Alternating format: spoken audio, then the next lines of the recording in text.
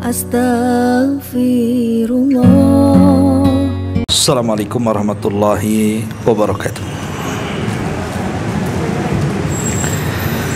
Alhamdulillah wassalatu wassalamu ala Rasulillah wa ala alihi wa sahbihi wa mawalah. Wala haula wala quwata illa billahi wa ba'du. Alhamdulillah, di pagi ini kita kembali bisa duduk di Mushallah Al-Qadiri. Salawat dan juga salam kita hadiahkan kepada Rasul kita Nabi besar Muhammad sallallahu alaihi wasallam. Kita lanjutkan kajian tafsir surah Al-Baqarah dan kita masuk pada ayat ke-197. Baik, kita akan baca ayatnya. A'udzubillahi minasyaitonir rajim. Bismillahirrahmanirrahim. Al-hajju ashhurum ma'lumat. Faman farada fihinna al-hajja fala rafatha wala fusuqa wala jidala fil hajj. Wa ma taf'alu min khairin ya'lamhu Allah wa tazawwadu fa inna khaira zadi taqwa wattaquni ya ulil albab.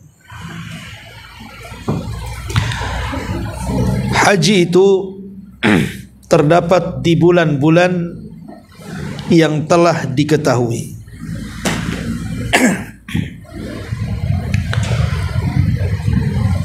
Maka barang siapa yang diwajibkan haji, maka tidak boleh dia berlaku rafas, mengeluarkan kata-kata kotor, wala fusuqa, dan juga tidak boleh berbuat fasik, wala jidala, dan tidak berdebat fil haji ketika melaksanakan manasik haji. Wa ma taf'alu min khairin, dan apapun yang kalian lakukan dari kebaikan, ya'lamhullah, Allah pasti mengetahui. Wa tazawwadu, dan berbekalah kalian. Fa inna khaira az-zadi taqwa, karena sebaik-baik bekal adalah ketakwaan kepada Allah. Wattaquni ya ulil albab, dan bertakwalah kalian kepadaku wahai orang-orang yang memiliki pemikiran. Ma'asyiral muslimat yang dimuliakan Allah Subhanahu wa taala, ayat ini ada asbab nuzulnya. Jadi dahulu ada rombongan jemaah haji yang datang dari Yaman, hendak berangkat ke Mekah. Sebagian mereka mengatakan, sebaiknya kita tidak perlu membawa bekal, karena tidak layak seseorang membawa perbekalan dunia ketika sampai di Mekah menghadap Allah Subhanahu wa taala. Dan kita yakin setiap niat ibadah itu pasti Allah Subhanahu wa taala akan lindungi. Akhirnya yang lain terpengaruh, kemudian perbekalan mereka pun dibagi-bagi dan disedekahkan. Kemudian mereka pun berangkat tanpa bekal. Karena berangkat tanpa bekal, sementara perjalanan Yaman ke Mekah itu kan cukup jauh. Akhirnya sebagian mereka mulai kelaparan dan berujung kepada meminta-minta orang di jalan. Bahkan sebagiannya binasa karena kelaparan. Ketika mereka sampai di tanah suci, maka mereka sangat lelah letih karena kurang gizi dan makan. Akhirnya kabar ini sampai kepada Nabi sallallahu alaihi wasallam. Maka Nabi SAW terheran-heran bagaimana mungkin perjalanan yang jauh tidak membekal makanan ataupun minuman atau hal-hal yang bisa menyelamatkan mereka di jalan. Dari sini turunlah ayat watazawwadu, berbekalah kalian. Walaupun perjalanan haji itu adalah sebuah ibadah dan setiap orang yang beribadah itu akan dilindungi oleh Allah Subhanahu wa taala, bukan berarti kalian tidak boleh bawa bekal saat berjalan menuju haji. Tetap bawa bekal. Tetapi Allah mengatakan fa inna khaira zadi taqwa. Tetapi dibandingkan bekal dunia, bekal takwa jauh lebih baik dibandingkan itu. Dari sini kita tahu bahwa bekal itu ada dua. Bekal pertama bekal dunia, dan yang kedua bekal akhirat. Bekal dunia ma'ruf sesuatu yang bisa menyehatkan badan, makan, minum, tempat tinggal dan begitu seterusnya. Karena tanpa bekal ini seseorang akan mati. Dan bekal akhirat adalah melaksanakan perintah Allah Subhanahu wa taala dan menjauhi larangannya. Itulah yang disebut dengan ketakwaan kepada Allah Subhanahu wa taala. Dari kisah ini atau asbab nuzul daripada Al-Baqarah 197 ini, Allah Subhanahu wa taala mengingatkan kita tentang perbekalan. Dan umumnya bekal itu dibawa saat safar. Umumnya bekal itu dibawa saat safar. Dan safar itu ada dua macam. Ada safar di dunia dan ada safar di akhirat. Adapun safar di dunia, sejak kita lahir dari perut ibu kita sampai kita wafat, itulah safar kita. Adapun safar akhirat adalah sejak kita meninggal dunia sampai kita dimasukkan ke dalam sorga atau neraka. Lah dua-duanya perlu perbekalan yang tidak bisa tidak. Adapun safar di dunia, tentu perbekalannya adalah menyangkut dua perkara. Menyangkut ruh dan menyangkut dengan jasad. Adapun jasad tentu ma'ruf, makan, minum, pakaian, tidur dan yang semacamnya. Tempat tinggal, kesenangan, itu semua adalah bekal kehidupan kita di dunia yang menyangkut dengan jasad kita. Adapun ruh yang menghidupkan jasad, tentu bekalnya adalah iman, ilmu, takwa dan begitu seterusnya. Lah dua perkara ini tidak mungkin dilepaskan sebagai bekal perjalanan kita di dunia. Adapun perbekalan setelah kematian kita sampai menuju ke surga atau ke neraka, maka tidak ada bekal terbaik melebihi ketakwaan kepada Allah Subhanahu wa taala yang Allah katakan di sini fa inna khaira zadi taqwa. Maka berbekalah kalian karena sebaik-baik bekal menuju akhirat kalian adalah ketakwaan kita kepada Allah Subhanahu wa taala. Baik, sebelum kita jelaskan tentang bekal terbaik dalam hidup kita, kita jelaskan ayatnya dulu. Di sini Allah Subhanahu wa taala mengatakan al-hajju ashhurum ma'lumat. Ibadah haji itu ada pada bulan-bulan yang sudah ditentukan, sudah diketahui. Dan bulan-bulan haji itu dimulai dari Syawal kemudian Dzulqa'dah, kemudian Dzulhijjah. Jadi bulan haji itu 3 bulan. Syawal, Dzulqa'dah, kemudian Dzulhijjah. Adapun Dzulqa'dah dan Dzulhijjah itu berkaitan dengan Ashhurul Ma'rum, Ashhurul Haram, bulan-bulan haram. Jadi haji itu dilakukan di 2 bulan yang sangat mulia. Pertama bulan yang disebutkan ma'lumat, dan yang kedua yang disebut dengan Ashhurul Hurum. Makanya ibadah haji adalah ibadah yang sangat mulia sekali. Lah ibadah haji ini berbeda dengan ibadah-ibadah yang lainnya dari rukun-rukun Islam. Kalau salat itu ibadah yang kewajibannya sifatnya rutinitas. Minimalnya yang wajib dalam satu hari itu 5 kali 17 rakaat. Dan itu dilakukan setiap hari. Adapun puasa itu juga ibadah rutinitas yang dilakukan setahun sekali kewajibannya, yaitu bulan Ramadan. 1 bulan dari tanggal 1 Ramadan sampai tanggal 29 Ramadan atau 30. Adapun zakat juga sama, kewajiban yang bersifat rutinitas.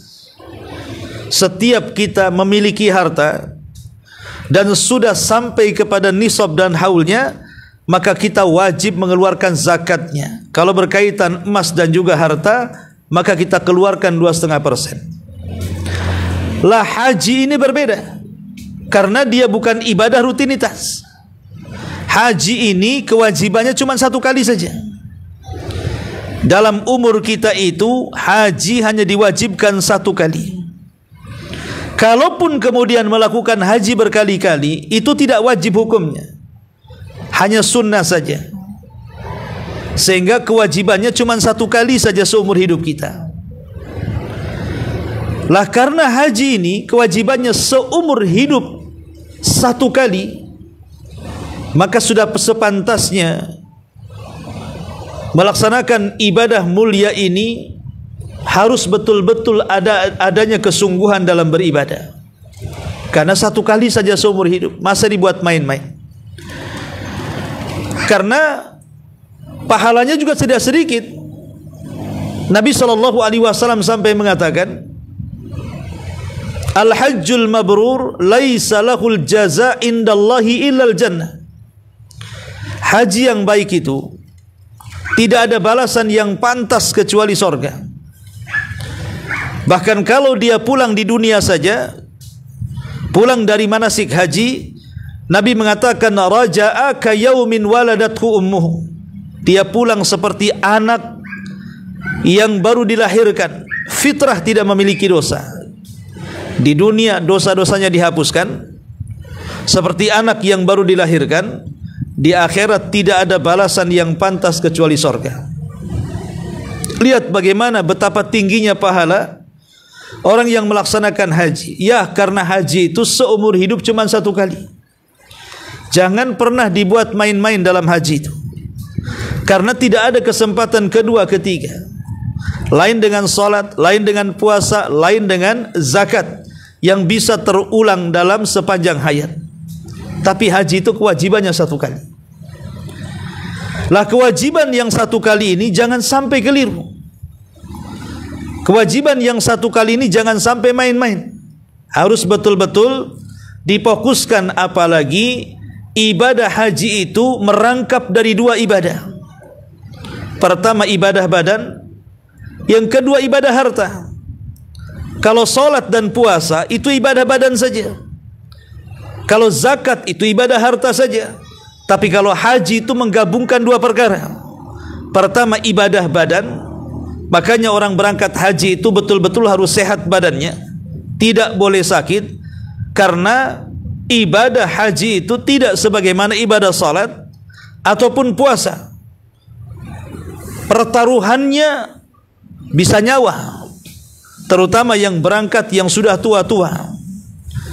Dan itu ibadah fisik yang luar biasa. Jangan lagi haji umroh saja. Bagi anda yang pernah umroh melelahkan luar biasa. Dan yang kedua, dia ibadah harta. Jadi harus dipersiapkan karena tidak mudah mengumpulkan harta. Makanya Nabi SAW sampai mengatakan, man aradal hajja falyata'ajjal. Siapapun yang hendak berangkat haji, segerakan keinginannya. Kenapa? Karena terkadang yang namanya badan itu bisa sakit. Akhirnya uangnya habis untuk mengobati penyakit. Terkadang harta itu bisa musnah. Entah karena musibah, entah karena dicuri, entah karena apa saja. Atau karena ada hajat-hajat yang lainnya. Tiba-tiba kemudian ada hajat yang lainnya yang tadinya bulat tekadnya haji, akhirnya tidak jadi karena ada keperluan yang menurut dia lebih penting. Makanya wajar kalau Nabi SAW mengatakan, barang siapa yang punya keinginan haji, sehat badannya, ada hartanya, berangkat, kata Rasul. Supaya seseorang itu tidak dialihkan dari ibadah yang mulia ini. Di sini Allah mengatakan al-hajju ashhurun ma'lumat. Kemudian Allah mengatakan faman farada fihinnal hajj. Siapapun yang telah terkena kewajiban haji, artinya Allah takdirkan dia mampu dan sanggup berangkat haji menuju tanah haram, maka Allah Subhanahu wa taala membuat aturan-aturan di sini. Jangan dilanggar sewaktu haji. Apa aturannya? Fala rafath.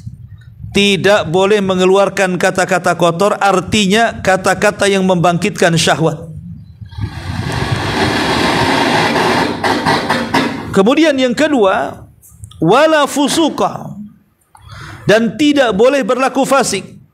Mencuri, bergibah, berdusta, mengeluarkan kata-kata yang menyakitkan, merendahkan, menghinakan, namimah dan yang semacamnya. Tidak boleh berlaku fasik di sana. Harus sabar lisannya. Kemudian juga wala jidal, tidak boleh berdebat.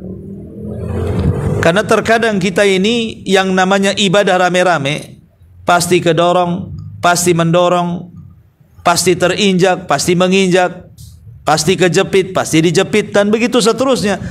Dan itu ujian bagi emosi kita. Orang yang bisa tahan dengan emosi, dia bisa sabar. Mau didorong, mau terkena hantam, terkena pijak, dan begitu seterusnya. Tapi ada orang-orang yang tidak sabar, akhirnya dimakinya orang yang dorong dia. Terjadilah perdebatan. Maka Allah Subhanahu wa taala mengatakan wala jidal, tidak boleh debat. Yang namanya ibadah orang ramai itu risikonya banyak. Gak usah debat, biarkan saja.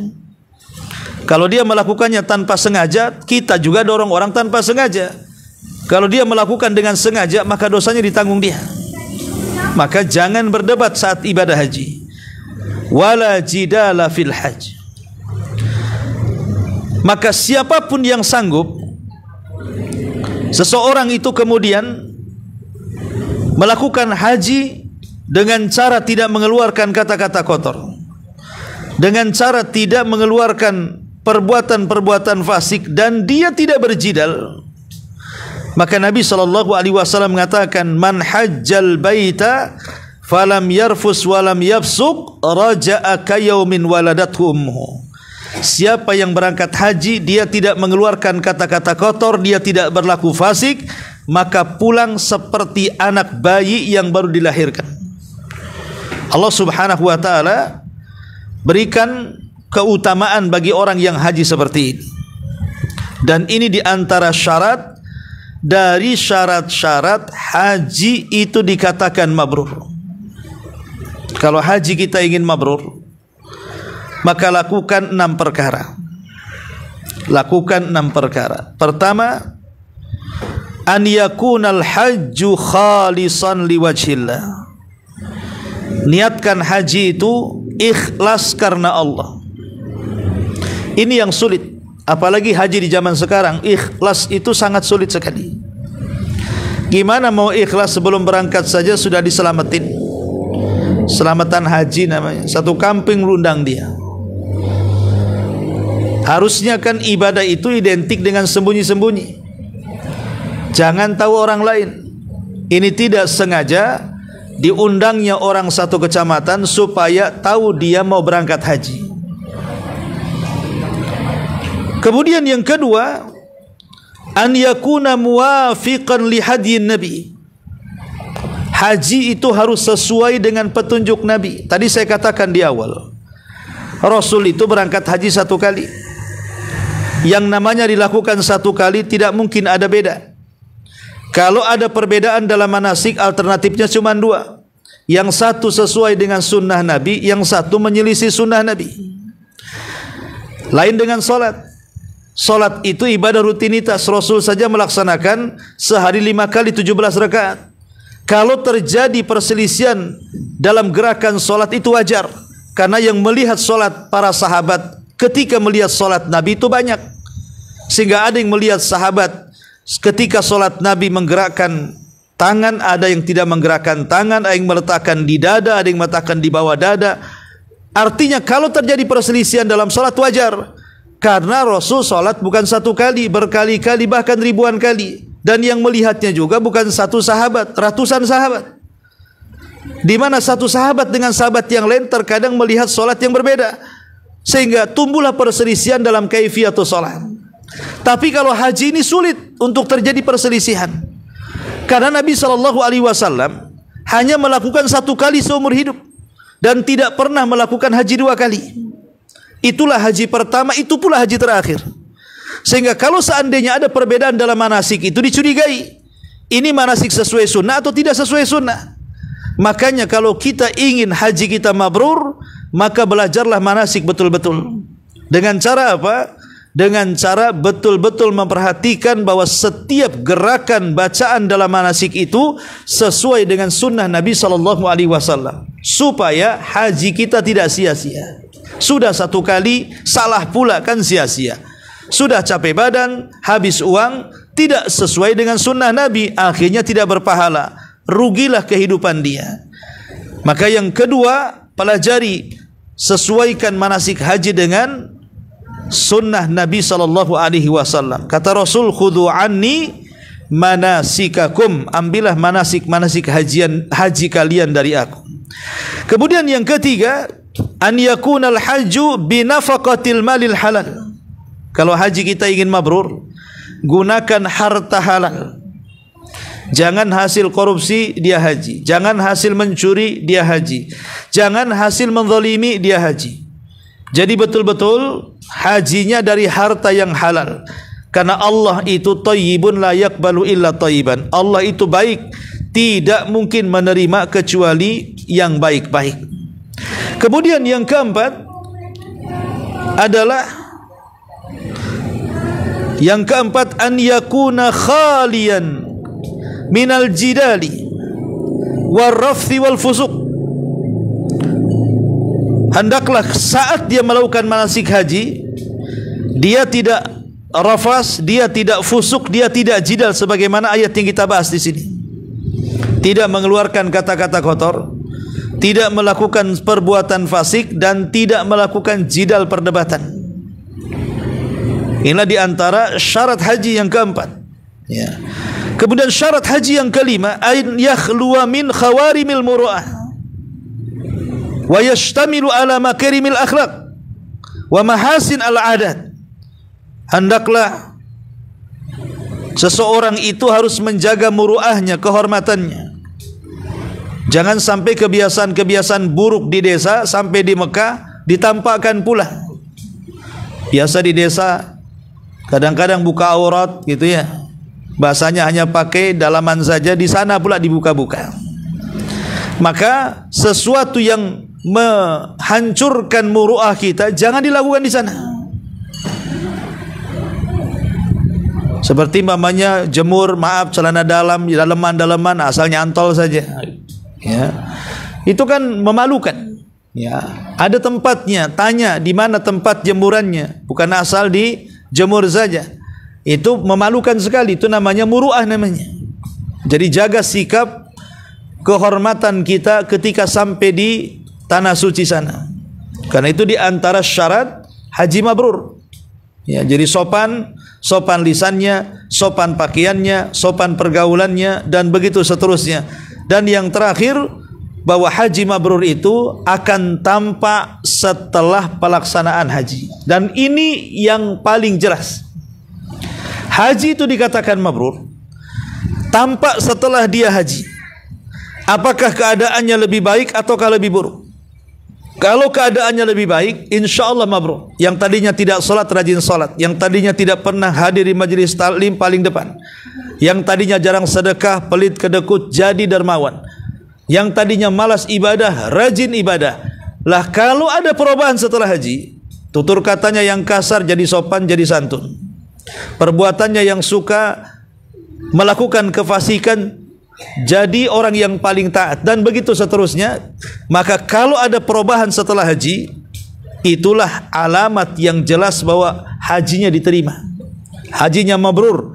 Yang Nabi SAW katakan dalam hadis Nabi SAW, al-hajjul mabrur laisa lahul jaza indallahi illal jannah. Haji yang mabrur itu tidak ada balasan yang pantas kecuali surga. Di sini Allah mengatakan, faman hajjal baita faman farada fihinnal hajja fala rafatha wala fusuqa wala jidala fil hajj. Kemudian Allah mengatakan, wa ma ya'lamu min khairin. Sini Allah mengatakan, faman farada fihinnal hajja fala rafasa wala fusuqa wala jidala fil hajj. Kemudian wa ma taf'alu min khairin ya'lamhu Allah. Dan apapun yang kalian lakukan dari kebaikan, pasti Allah Subhanahu wa taala tahu. Perhatikan ayat ini. Bukankah Allah Subhanahu wa taala mengetahui keburukan kita, baik yang tampak ataupun yang tersembunyi, sebagaimana Allah juga mengetahui kebaikan kita, baik yang tampak ataupun yang tersembunyi. Tapi kenapa di sini Allah Subhanahu wa taala hanya menyebutkan kebaikan, wa ma taf'alu min khairin? Allah tidak mengatakan wa ma taf'alu min khairin aw syarrin. Dan apa yang kalian lakukan dari kebaikan dan keburukan, pasti Allah tahu. Tapi Allah hanya mengatakan kebaikan saja dan tidak mengatakan keburukan. Kenapa Allah Subhanahu wa taala mengatakan seperti ini? Padahal Allah tahu yang baik dan yang buruk. Maka para ulama tafsir mengatakan, karena bagi seorang mukmin mustahil melakukan keburukan. Bagi seorang mukmin itu sangat mustahil melakukan keburukan. Kalaupun dia melakukan keburukan, itu karena ada dua dorongan. Pertama, syahwatnya, yang Allah katakan wa inna nafsala ammaratun bisu. Terkadang jiwa ini memiliki hawa nafsu yang mendorong untuk melakukan keburukan, atau memang setan yang mendorong dia untuk melakukannya. Kalau tidak ada dorongan hawa nafsu dan tidak ada dorongan setan, seorang mukmin tidak mungkin melakukan keburukan. Pasti dia akan melakukan kebaikan. Jadi saya ulangi, kenapa Allah Subhanahu wa taala di sini hanya mengatakan kebaikan dan tidak mengatakan keburukan? Karena bagi seorang mukmin, seorang muslim mustahil melakukan keburukan. Pasti mereka akan melakukan kebaikan dan kebajikan. Kalaupun seandainya seorang muslim atau mukmin itu melakukan keburukan, itu karena dorongan hawa nafsu dan setan saja. Adapun pribadi dia tidak mungkin melakukan keburukan. Makanya di sini Allah mengatakan wa ma taf'alu min khairin ya'lamullah. Dan apapun yang kalian lakukan dari kebaikan, pasti Allah tahu. Baik yang kecil ataupun yang besar. Wa man ya'mal mithqala dzarratin khairan yara. Walaupun hanya sebiji zarah kebaikan itu, pasti Allah Subhanahu wa taala akan mengetahui dan membalasnya. Baru setelah itu Allah Subhanahu wa taala mengatakan wa tazawwadu fa inna khaira zadit taqwa. Kalau kita perhatikan ayat sebelumnya, kita tahu bahwa sebelum Allah mengatakan wa tazawwadu fa inna khaira zadit taqwa, berbekalah kalian dan sebaik-baik bekal adalah takwa, sebelumnya adalah ada perintah dan juga ada larangan. Sebelumnya didahului dengan perintah dan larangan. Adapun perintah Allah mengatakan wa atimmul hajjata wal umrata lillah, itu ayat sebelumnya. sempurnakan haji dan umrahmu, itu perintah. Ya. Kemudian setelahnya Allah mengatakan wala rafatha wala fusuqa wala jidal. Tidak boleh mengeluarkan kata kotor, ini larangan. Tidak boleh juga seseorang itu melakukan fasik, ini larangan. Tidak boleh juga seseorang jidal, ini larangan. Sementara sebelumnya perintah wa atimu, sempurnakan. Kemudian setelah itu Allah mengatakan wa tazawwadu fa inna khairaz zadi taqwa, menunjukkan bahwa takwa itu berkisar antara perintah dan larangan. Siapa yang mampu menjalankan perintah dan siapa yang mampu menjauhi larangan, maka akan mudah dia menjadi orang yang bertakwa. Karena takwa itu secara umum seseorang menjalankan perintah Allah Subhanahu wa taala dan menjauhi larangan-larangan Allah Subhanahu wa taala. Dan sebelumnya juga Allah mengatakan wa ma taf'alu min khairin ya'lamhullah, dan seorang mukmin pasti akan bisa menjalankan perintah, pasti mampu menjauhi larangan, dan kebaikannya pasti Allah Subhanahu wa taala akan mengetahui dan membalasnya. Dari sini Allah katakan wa tazawwadu fa inna khaira zadi taqwa. Berbekalah kalian karena sebaik-baik bekal adalah takwallahi azza wajalla. Lalu bekal takwa itu seperti apa? Yang Allah Subhanahu wa taala katakan berbekalah kalian dan sebaik-baik bekal adalah takwa. Seperti apa bekal takwa itu? Para ulama mengatakan sebaik-baik bekal takwa adalah yang pertama amal saleh. Seolah-olah berbekalah dengan amal saleh, itulah bekal kalian terbaik di dunia dan akhirat. Lah amal saleh ini ada dua macam. Ada yang sifatnya muta'addi dan ada yang sifatnya lazim. Ada yang sifatnya amal saleh itu bermanfaat untuk orang lain, dan ada amal saleh itu yang hanya bermanfaat untuk diri sendiri. Dan amal saleh yang bermanfaat untuk orang lain jauh lebih baik dibandingkan amal saleh yang hanya manfaatnya kembali kepada diri sendiri. Contoh, seseorang menghafal 10 ayat dalam Al-Quran dengan 10 rakaat salat sunnah. Seseorang menghafal 10 ayat dalam Al-Quran dan 10 rakaat salat, sama-sama 10-nya. Yang satu 10 ayat dia hafal, yang satu 10 rakaat salat dia kerjakan. Mana yang lebih baik? Ya. Maka kalau seandainya kita ini menghafal 10 ayat dalam Al-Quran, memahami tafsirnya dan berusaha untuk mengamalkannya, pertama pada diri sendiri, kemudian juga kita dakwahkan kepada orang lain, maka menghafal 10 ayat jauh lebih baik dibandingkan melaksanakan 10 rakaat salat sunnah. Kenapa? Karena Rasul mengatakan ballighu anni walau ayah. Rasul tidak mengatakan ballighu anni walau shalla. Sampaikan dariku walaupun satu ayat.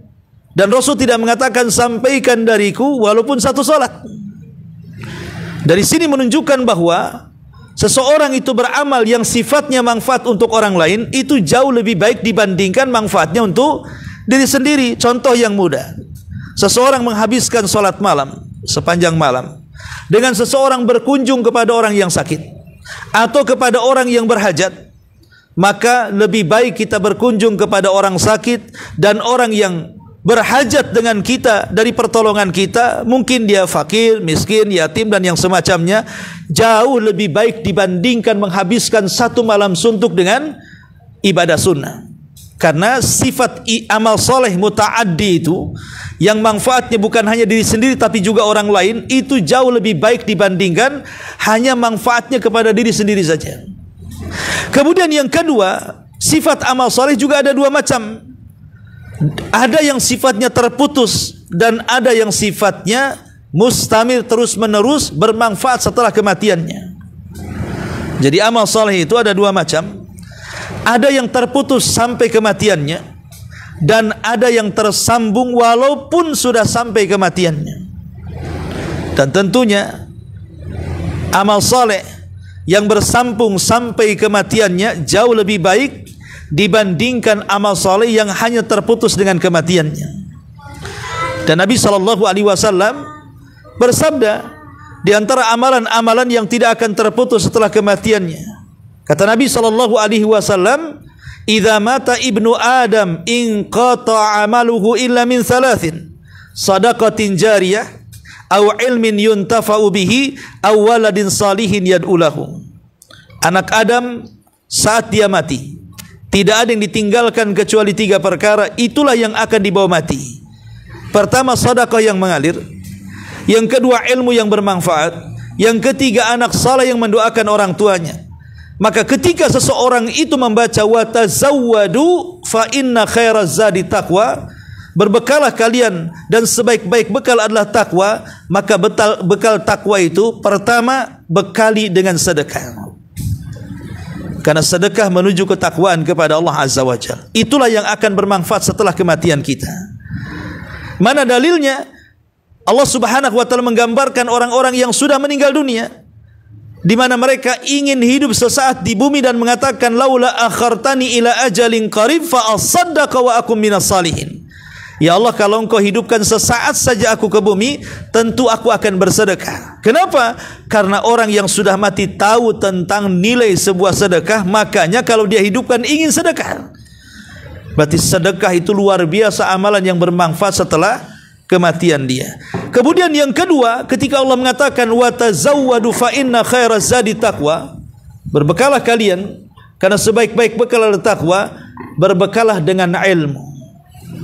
Dan ini adalah wasilah yang paling besar ketika seseorang ingin bertakwa kepada Allah. Tanpa ilmu orang tidak bisa bertakwa. Tanpa ilmu orang tidak bisa bertakwa. Mana dalilnya? Nabi SAW ketika dia sedang pergi, kemudian datang beberapa orang menemui istri-istrinya, ingin bertanya soal ibadah Nabi SAW. Kemudian istri-istri Nabi menjelaskan ibadah Nabi itu kalau di rumah ini yang dilakukan, itu yang dilakukan, begini yang dilakukan, begitu yang dilakukan, dijelaskan oleh istri-istrinya. Tapi orang-orang ini mengatakan seolah-olah merasa ibadah Rasul itu sedikit. Tapi mereka mengatakan ya wajar saja karena dosanya sudah diampuni yang telah, yang sedang dan yang akan datang. Akhirnya kemudian orang-orang ini bersumpah, berarti kami harus lebih daripada Nabi. Kemudian yang satu mengatakan saya tidak akan berbuka dan saya akan berpuasa setiap hari. Yang satu mengatakan saya akan solat malam sepanjang malam dan tidak akan tidur. Yang satu mengatakan saya tidak akan menikah dan aku habiskan hidupku untuk beribadah. Bertekad ingin mengungguli ibadah Nabi SAW. Perkara ini sampai kepada Nabi SAW. Kemudian Rasul mencari orang-orang yang mengatakan seperti itu. Siapa tadi yang mengatakan seperti itu? Maka orang-orang mengatakan kami ya Rasulullah. Maka Nabi SAW mengatakan, ingat, saya ini manusia yang paling bertakwa di antara kalian, dan saya ini manusia yang paling takut di antara kalian. Kata Nabi, innila atqakum lillah wala ahsyakum lahu. Saya orang yang paling bertakwa kepada Allah dan yang paling takut kepada Allah. Tapi saya puasa, terkadang saya tidak puasa. Saya terkadang solat malam, saya terkadang tidur, dan saya banyak menikahi wanita. Barang siapa yang membenci sunnahku, dia bukan termasuk kelompokku. Syahidnya adalah Rasul mengatakan, innila atqakum lillah wala ahsyakum lahu. Saya orang yang paling bertakwa dan yang paling takut. Kalimat khasyah itu beda dengan khauf. Kalau khauf ya takut, tapi khasyah itu takut yang diiringi dengan ilmu. Makanya Allah mengatakan innama yakhsyallah min ibadihil ulama. Hanya ulamalah, merekalah yang takut kepada Allah. Lihat bagaimana Allah membahasakan takut dengan yakhsha, bukan yakhaf. Menunjukkan bahwa ilmu itu adalah wasilah yang paling dekat dengan ketakwaan, karena Rasul iringkan kalimat takwa dengan ilmu. Dalam kalimat akhsha, akhsha itu diambil dari khasyah. Khasyah itu takut yang diiringi dengan ilmu. Seolah-olah Rasul mengatakan ketika ilmu diiringkan dengan takwa, maka ilmu adalah wasilah takwa yang paling besar. Tanpa ilmu Anda tidak bisa bertakwa. Hanya dengan ilmu itulah wasilah ketakwaan. Artinya watazawwadu fa inna khairaz zadi taqwa, maka berbekalah kalian adalah sebaik-baik bekal adalah takwa, artinya berbekallah dengan ilmu. Pertama dengan sedekah, yang kedua dengan ilmu, yang ketiga awaladin salihin yad'u lahu, dengan doa orang-orang yang terbaik di sekeliling kita. Dan tidak ada doa yang terbaik dari orang-orang sekeliling kita kecuali anak-anak yang saleh. Si buah hati, penerus cerita, penerus sejarah, pendidikan yang terbaik untuk anak-anak sehingga mereka menjadi anak-anak yang saleh tanpa disuruh, mereka pasti mendoakan orang tuanya. Itulah bekal kita. Jadi kalau Allah berikan amanah kepada ibu-ibu berupa anak-anak, maka rawatlah mereka dengan baik. Itu zadi takwa terbaik, ya, bekal takwa terbaik untuk kita, supaya kita diselamatkan oleh Allah Azza wa Jal. Maka dengan doa-doa mereka, anak-anak yang soleh yang kita didik dengan baik, itu merupakan bekal terbaik bagi kita. Wa tazawwadu fa inna khaira zadi taqwa. Ma'asyiral muslimin muslimat yang dimuliakan Allah Subhanahu wa taala. Kemudian Allah Subhanahu wa taala tutup ayatnya, wattaquni ya ulil albab. Bertakwalah kepadaku wahai orang-orang yang memiliki pandangan. Bertakwalah kepadaku. Makna takwa memang banyak sekali yang disebutkan para ulama.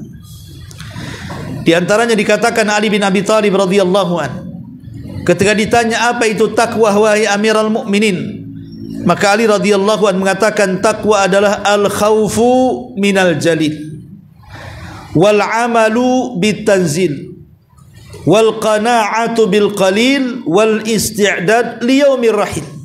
Inilah makna takwa yang sangat bagus sekali yang disebutkan oleh Amirul Mukminin Ali radhiyallahu an.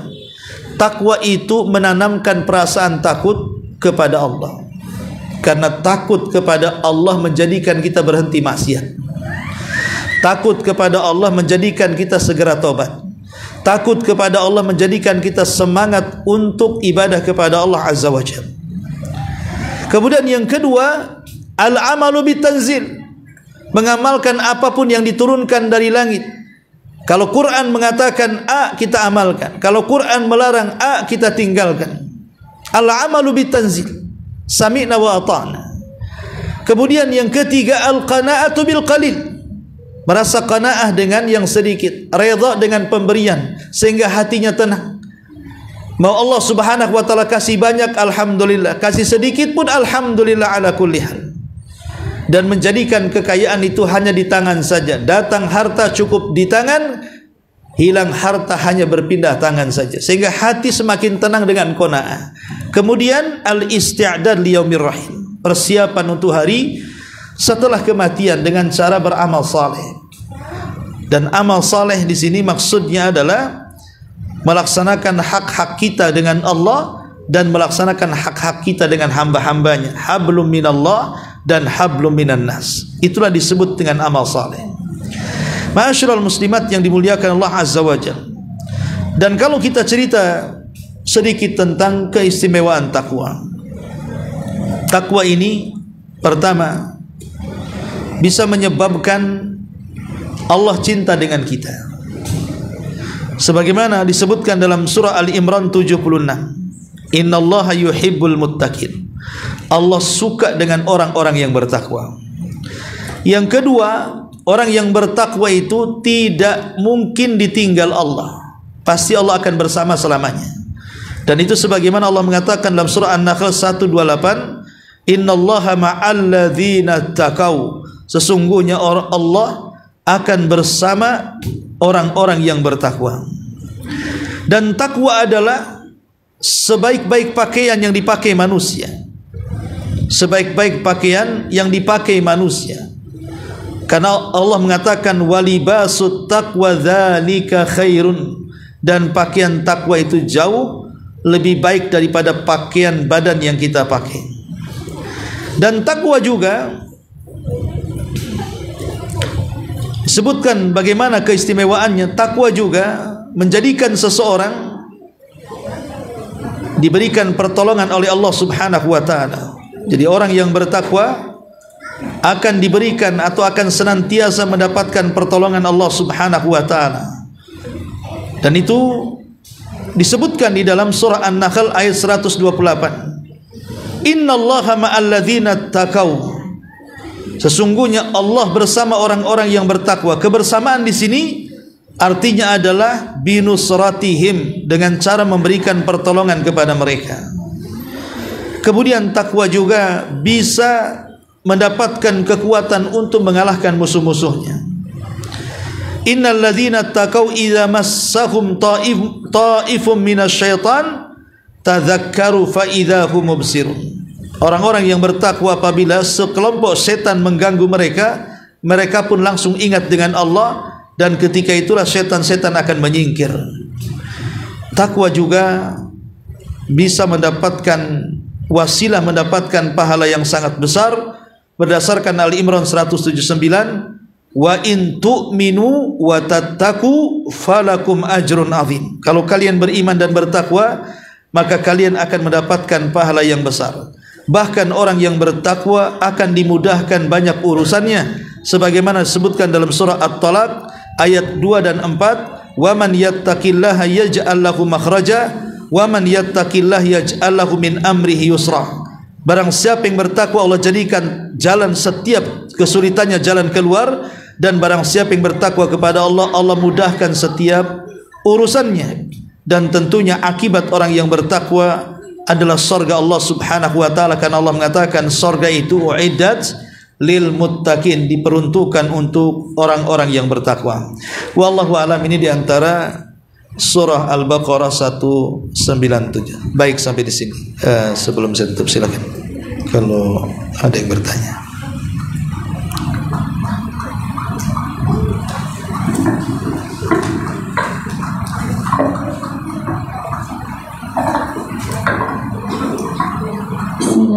Jazakallahu khairan Ustaz atas paparan ilmunya. Semoga kami dapat mengambil faedah dari apa yang sudah Ustaz sampaikan dengan sangat detail. Yang ingin ditanyakan tadi Ustaz, di mana Ustaz ada mengutip sebuah hadis Rasulullah SAW, yaitu balighun anni walau ayat. Yang ingin ditanyakan, apakah ini merupakan perintah wajib bagi setiap muslim Ustaz untuk menyampaikan setiap apa yang dia dengar? Apakah wajib Ustaz? Ya, bismillahirrahmanirrahim. Kalimat balighu anni walau ayat, sampaikan dariku walaupun hanya satu ayat. Tentu maksudnya sesuai dengan yang kita pahami dari ilmu yang Allah anugerahkan kepada kita. Jangan memaksakan sesuatu yang kita tidak tahu, jangan disampaikan. Kita hanya menyampaikan ilmu yang kita ketahui saja, sebatas yang kita ketahui. Adapun apakah kemudian dakwah itu bersifat wajib? Ya, dakwah itu bukan fardu ain. Dia bukan fardu ain, dia adalah fardu kifayah. Kalau sebagian orang sudah menyampaikan, berarti gugur bagi yang lainnya. Dalam keluarga, kalau seandainya sudah ada yang menyampaikan kepada suami, kepada orang tua, maka kita hanya sekedar menyempurnakan saja. Tapi kalau dalam keluarga ada yang melakukan kemungkaran, semua diam, itu berdosa. Minimal ada satu orang yang mengingatkan di situ. Ya, jadi sifat dakwah itu dia lihat bisa hukumnya macam-macam, bisa wajib, bisa sunnah, tergantung kondisi. Karena kalimat balighu ini kan memerintahkan kita untuk berdakwah. Wallahu a'lam. Ini ada pertanyaan Ustaz. Assalamualaikum warahmatullahi wabarakatuh. Alhamdulillah Ustaz, tadi Ustaz menyebutkan haji yang baik atau haji yang mabrur tidak ada balasannya selain daripada surga. Apakah hal ini juga diberikan kepada orang yang melakukan hanya umrah Ustaz, bukan haji? Ya, alhamdulillah. Hadis itu bicara soal haji yang mabrur, tidak menyangkut umrah. Karena umrah sendiri menjadi perselisihan hukumnya, ada yang mengatakan wajib, ada yang mengatakan sunnah. Tapi kalau haji tidak ada yang mengatakan sunnah. Sepakat haji itu rukun Islam, dan sepakat haji itu hukumnya wajib. Dan siapa yang sanggup haji tidak haji dosa. Tapi siapa yang sanggup umrah tidak berdosa. Ya, bagi yang mengatakan umrah itu sunnah, dan itu mayoritas ulama mengatakan sunnah. Walaupun ada yang berpendapat wajib, karena menggandengkan perintah umrah dengan haji, wa atimul hajja wal umrah. Ketika Allah sebut satu nafas perintah haji dan umrah menunjukkan wajib, tapi sebenarnya mengatakan tidak. Ketika Rasul menyebutkan tentang rukun Islam hanya disebut haji, tidak disebut umrah. Berarti yang wajib itu haji saja, hanya umrah, ya, bukan umrah. Tetapi keutamaan umrah tentu juga sangat besar apabila dilakukan di waktu-waktu tertentu, bahkan bisa menyamai pahala haji. Contoh namanya umrah di bulan Ramadan. Rasul mengatakan al-umratu fi Ramadan ta'dilu hajjata ma'i. Siapa yang umrah di bulan Ramadan maka seperti haji bersamaku. Tapi kalau umrah di luar Ramadan maka ya ibadahnya, ya pahalanya hanya sebagaimana yang disebutkan Nabi, ya, bahwa pahala umrah itu tidak seperti pahala haji. Karena bagaimanapun haji itu kewajiban penyempurna rukun Islam, adapun umrah tidak. Dia bukan kewajiban dan bukan penyempurna rukun Islam. Wallahu a'lam. Satu lagi nih Ustaz, pertanyaannya begini. Assalamualaikum warahmatullahi wabarakatuh. Ustaz, tadi Ustaz menyebutkan tentang agar haji mabrur itu menggunakan harta yang halal. Pertanyaannya begini, bagaimana ketika kita pernah berangkat haji dan kita menggunakan harta itu tercampur antara harta halal dan harta haram, karena saat itu kami belum mengetahui ilmunya Ustaz. Apakah haji kami diterima oleh Allah Subhanahu wa ta'ala? Ya, alhamdulillah. Terkait dengan ibadah itu kan hanya dua perkara yang harus dipahami. Pertama, sah dan tidaknya. Yang kedua, berpahala dan tidaknya. Kalau bicara sah dan tidaknya itu mudah untuk dijawab. Selama kemudian terpenuhi syaratnya, terpenuhi wajib dan rukunnya, selesai. Ibadah itu sah. Tapi apakah ibadah itu qabul, artinya berpahala atau tidak, itu urusannya bukan kita. Itu urusannya Allah Subhanahu wa ta'ala. Kita tidak tahu sampai ngaji kita siang ini apa berpahala atau tidak, salat kita tadi subuh berpahala atau tidak, baca Quran mungkin semalam kita berpahala atau tidak, tidak ada yang tahu. Cuman kita berharap bahwa setiap yang kita lakukan diterima, itu saja, ya. Tetapi alamat-alamat diterima sebuah amal juga ada indikasinya. Salah satu indikasinya adalah alamat diterima sebuah amal soleh itu adalah ketika dia tidak menggunakan harta yang diharamkan. Itu salah satu indikasinya, harta yang diharamkan. Bagaimana dengan pertanyaan tadi? Saya sudah haji Ustaz, saya dulu masih jahil sehingga tidak tahu mana harta yang baik, mana ya harta yang tidak baik. Ya, sekarang kita terpikir dulu mana yang lebih besar, harta yang baik atau harta yang tidak baik. Mana yang lebih besar? Artinya apakah kemudian harta korupsinya 90%, 10%-nya aja yang halal, atau sebaliknya kebanyakan yang halal, sedikit yang haram, kan begitu? Kalau memang sedikit yang haram, ya kita hanya berharap mudah-mudahan Allah terima. Kemudian selebihnya kalau kita diberikan lagi oleh Allah Azza wa Jal waktu, kemudian usia dan biaya, bisa haji lagi untuk menyempurnakan hajinya. Kalau memang kita ditakdirkan seperti itu. Kalau tidak bisa ya umrah. Kalau tidak bisa ambil amalan-amalan yang bisa menandingi pahala haji. Kan banyak amalan-amalan itu yang setara dengan amalan-amalan haji, ya, seperti seseorang yang berzikir habis subuh, kemudian dia tidak beranjak dari tempat sholatnya sampai syuruk, kemudian sholat 2 rakaat, maka pahalanya sama dengan haji dan umrah. Kata Nabi SAW, ka hajja wal umrati taman-taman, seperti haji dan umrah secara sempurna, ya. Tapi kalau kita sudah tahu bahwa ada tercampur antara harta yang tidak halal dan yang halal dan yang tidak halal, sebaik yang tidak halal pisahkan, karena Allah itu baik, tidak akan menerima kecuali yang baik-baik, ya. Wallahu a'lam. Masuk lagi nih pertanyaan Ustaz. Ya. Assalamualaikum warahmatullahi wabarakatuh. Waalaikumsalam. Ustaz, apakah benar saya pernah mendengar sebuah cerita bahwa keluarga dari teman teman saya ini pernah umroh dan dia tidak melihat Ka'bah itu sama sekali, dan dia melakukan berulang-ulang sampai 5 kali, dan Allah tetap tidak mengizinkan matanya untuk melihat Ka'bah yang berada di depan mata kalau kita berada di sana. Bagaimana, apakah ini sebuah kebenaran atau hukuman, Ustaz?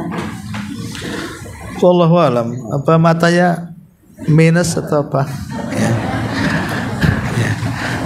Tapi memang kalau kita melihat banyak hal-hal yang aneh yang terjadi di Mekah, ya.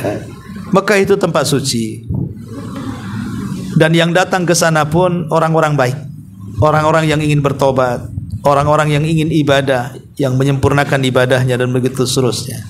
Secara umum di Mekah itu semua orang-orang baik, dan juga tempat-tempat suci. Kalau seandainya ada peristiwa-peristiwa yang aneh seperti tadi, sudah keliling 5 kali kok tak nampak Ka'bah gitu kan, wallahu alam, ya bisa saja mungkin Allah sedang menghukum dia, atau mungkin dia punya penyakit dan begitu seterusnya di matanya. Karena ada juga cerita yang aneh-aneh.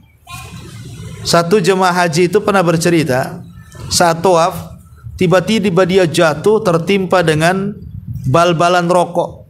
Berapa bal jatuh dari langit timpa kepalanya. Karena rupanya setelah dia pikir-pikir, karena dia menyelundupkan rokok berapa bal gitu. Jadi waktu tawaf kayak ada satu berapa bal terus jatuh katanya kan itu. Ini kan cerita-cerita orang. Cerita-cerita ini bisa iya bisa tidak, bisa khurafat bisa benar kan. Oke lah, kita ambil positifnya. Kalaupun benar kisah ini, ya Allah ingin menunjukkan kekuasaannya di situ, dan ingin menegur bahwa kau datang kemari itu untuk melakukan ibadah tobat, pulang setelah dari ini harus lebih baik kan begitu. Ya ambil hikmahnya sajalah, ambil positifnya. Jangan pula tak kapok, sudah ditimpa bal-balan masih juga nyelundupin bal-balan tadi kan gitu. Artinya sudah ditegur malah kurang ajar gitu. Jadi kalau ada kisah cerita-cerita seperti itu, ya bisa iya bisa tidak. Kalaupun tidak, ya itu hanya cerita lalu. Kalaupun iya, ambil positifnya. Mungkin Allah sedang menegur dia. Mudah-mudahan jadi muhasabah bagi kita yang berangkat ke sana. Tapi pula jangan menakut-nakuti kita untuk tidak berangkat ke sana. Dapat cerita-cerita kayak gini karena dia banyak dosa nggak mau berangkat. Nggak mau berangkat nih, saya ini banyak dosa, jangan-jangan saya lebih parah juga, sampai sana buta pula mata saya. Akhirnya tak mau berangkat. Ya, jadi kisah-kisah itu jangan sampai menakutkan kita terhalang dengan ibadah. Itu kan kisah-kisah dari individu. Ya bisa saja berupa teguran dari Allah Subhanahu wa taala, atau karang-karang dia sendiri, atau wallahu alam kan. Itu yang jelas bahwa tidak bisa menghalangi cerita-cerita itu untuk kita berangkat ke sana dan beribadah. Dan ingat, di sana itu adalah tempat mustajab doa. Jangan melakukan kezalim, jangan melakukan kesalahan, jangan melakukan dengan menyakiti hati dengan lisan-lisan kita. Sebab kalau dia tersakiti orang sana berdoa di depan Ka'bah, mustajab nanti. Ya makanya sering saya nasihati kadang-kadang travel yang memberangkatkan umroh, hati-hati, jangan suka nipu jemaah. Jangan suka menipu jemaah dengan cara penipuan-penipuan yang ma'ruf, mungkin masalah hotel, masalah makan, masalah fasilitas, macam-macam lah kadang-kadang ya. Penipuan-penipuan travel ini kadang-kadang terjadi. Anda ini memberangkatkan orang bukan ke gunung, bukan ke hutan. Anda memberangkatkan orang ke tanah suci yang kalau kita angkat tangan dia ke langit mustajab.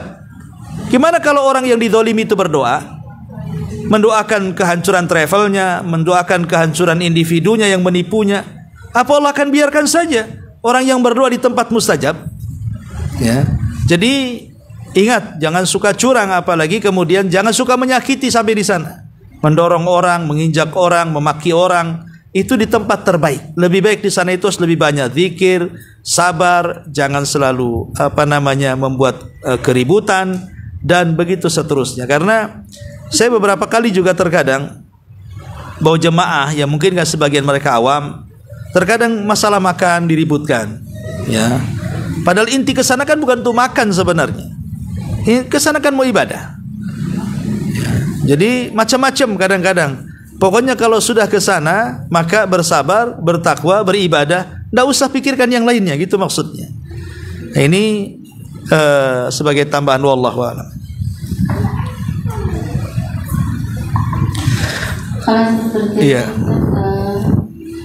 Dengan ini kami ingin menyampaikan juga Ustaz, ini kami ingin menyerahkan donasi untuk Jabal Uhud yang terkumpul dari takdim kami sebesar Rp4.325.000. Maka dengan ini kami serahkan ke Ustaz, mohon diterima.